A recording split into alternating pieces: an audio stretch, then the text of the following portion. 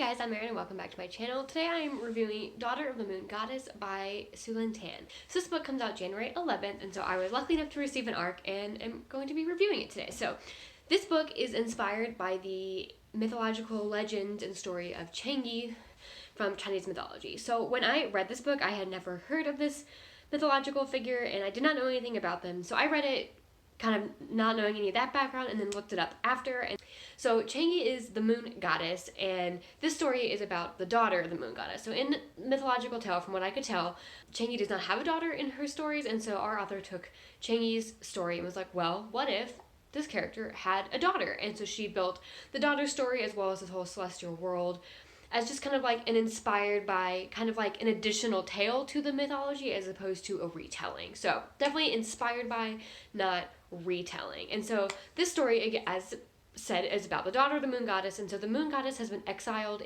onto the moon. She cannot leave. She has, I think, like one attendant who's the only one who's allowed to be with her.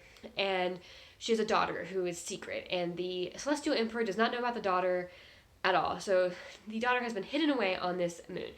And at some point, after some kind of like burst of magic, the presence of the daughter kind of like is alerted, or the celestial emperor is kind of alerted to some weird magic, and they go to investigate because they're like, are you hiding another person here? And Changi's like, no, there's no one else here. And then after she managed to get them away, she sends away her daughter to live elsewhere to protect her, because they're like, they know someone's here, like, I got them away for now, but they're gonna come back and find you, and we can't have that because I wasn't allowed to have anyone else here. They were unaware that I was pregnant with you when they exiled me. You cannot be here. So our main character, Xiying, is the daughter, and she leaves the moon pretty early in the book, so I don't think that really goes into too much spoilery territory there. But so she leaves, and as she leaves, she decides to make it her goal to figure out how to save her mother from exile.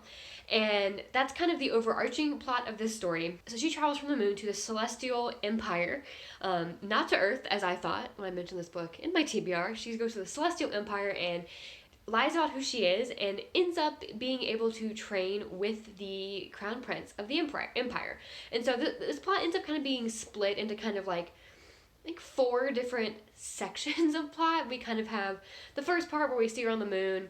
The second kind of story is her training and growing up a little bit, because I think she's like a late teenager when this book starts, and then young adult, new adult age, for most of the book is the vibe I got. But also these people are immortal, so age is kind of a weird concept in that sense.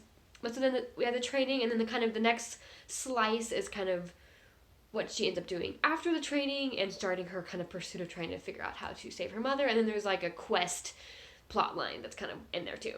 And so because of the way this was sectioned into kind of like very distinct, almost short story novella sections, I found myself a little bit more invested in kind of the short-term plots of each of those sections as opposed to the overarching long-term plot of saving her mother. Not to say I was not rooting for that, but I did find myself slightly more interested in kind of the short-term plots.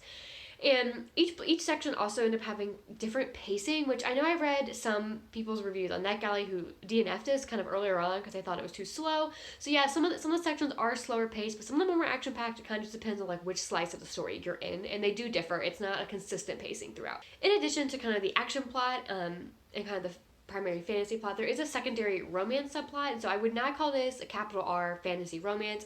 I do think the fantasy is the primary storyline, and the romance is not equal in my mind. It is a secondary storyline, but it is a strong secondary storyline, and it is a love triangle. So if you just hate love triangles, you might just not like it. However, I'm not really a love triangle fan. Like, I would not rate that high on my list of romance tropes I enjoy, but this one was really well done. This was probably the best executed love triangle I've ever read, and what makes it the best is, in my opinion, what makes love triangles bad is it always feels like you just know who she's going to choose.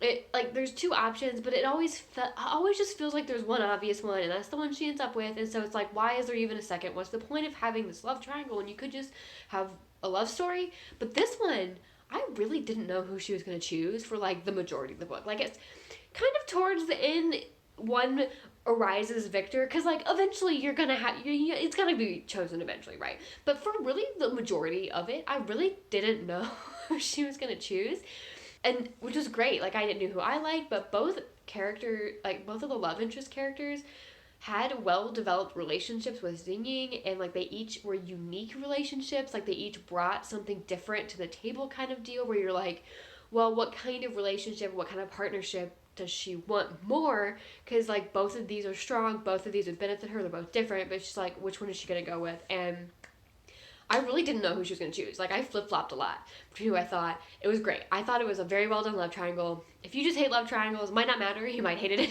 anyways just because it exists, and that's fine. Like, I get it.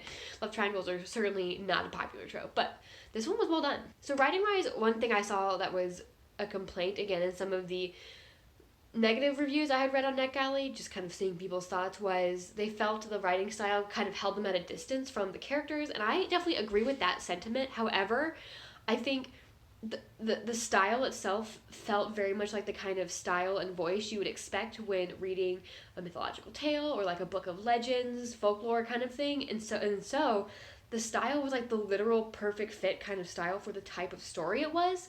And so I do agree. I do think it holds you a little bit at a distance from the characters, from really, really getting to know them. But because of the nature of the story, like, it fit so well that I think it was the right choice regardless. And so if you're someone that really, really needs to be invested in the characters, the style kind of holding you a little bit of a distance might turn you off from the book, and that's fair. I don't need to necessarily be super connected to the characters to enjoy the book. I enjoyed the world and the plot and stuff enough, and I liked the characters, even if I wasn't super connected, that it was still a good read for me. Kind of the liking the characters versus being super emotionally connected to them, to me, is more of a difference between a 4 and a 5-star book versus hating a book and enjoying it kind of deal. That's just for me. So your mileage might vary with that, depending on your preferences. But again, because of the nature of the story, I felt like the style of prose was the perfect fit for the type of story. So I would have no complaints there. World-wise, I felt like the Celestial Empire that Su Lin Tan wrote felt like completely ripped right out of the Tales of Legend. I think she did a great job building this world, and I really liked it. It was felt very lush. It felt very immersive, and it was a really good job. And so, yeah. Overall, I really enjoyed this book. I'm very intrigued as to how the second one goes. This is book 1 of a duology, and I'm really intrigued where the second one's gonna go, because this did not end where I expected it to. Not gonna say more because I don't want to like spoil anything, but it did not end where I thought it was going to, and thus I'm interested as to where the second one's going to go, because I don't know. I definitely would recommend this book for anyone who's really into the adult fantasy trend right now. Mythological retellings and inspired by it. I think it's a really good addition to kind of that niche of adult fantasy. A little bit different because I feel like I've been seeing a lot of Greek and Norse ones, so this is just a different culture's mythology, and I really liked it. If you're interested in this book, or if you picked it up, if you see this video after it's come out and you picked it up, let me know what you think of it below, and I will see you in my next video.